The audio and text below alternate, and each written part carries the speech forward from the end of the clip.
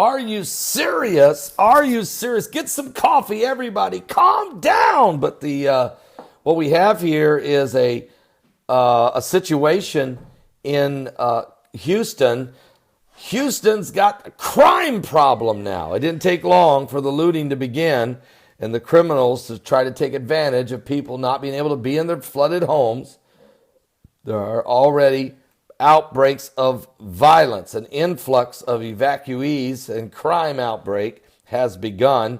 Houston strained under the arrival of tens of thousands of people fleeing the submerged homes and flooded roads, are now faced with an outbreak of looting and armed robberies that have forced a midnight curfew now. So already Houston is going under martial law.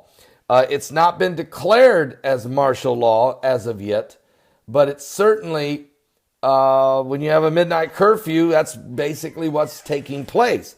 So the city opened the George R. Brown Convention Center over the weekend with a plan to house 5,000 people and be run largely by the American Red Cross volunteers. But the center's size quickly doubled.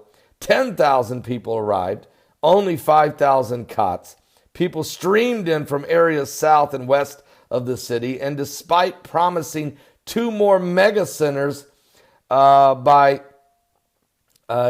yesterday, Houston only opened 1 at a basketball arena and 2 smaller centers. Now, some of the shelters have already been flooded, and I've seen where now so this is becoming a major issue.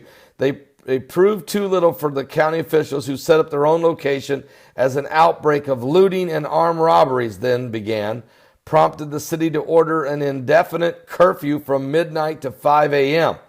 Houston Police Chief said late Tuesday individuals impersonating police officers knocking on doors in at least 2 parts of the city, telling residents to evacuate their homes, saying it spent days trying to coordinate an emergency plan with the city, the federal, and the county officials. And according to Harris County officials late last night, they decided to open a separate shelter for 10,000 more people at the county's owned exhibit hall.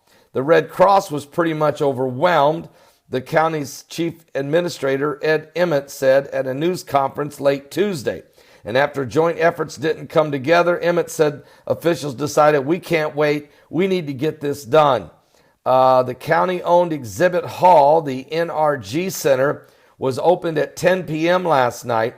Emmett said it would be staffed in part by members of the National Guard. More than 3,000 Houston homes were underwater.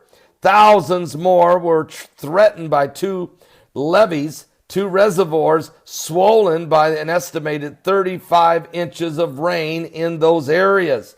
And in another part of South Houston, the levee broke Tuesday morning, and the county's chief administrator urged the residents to get out now.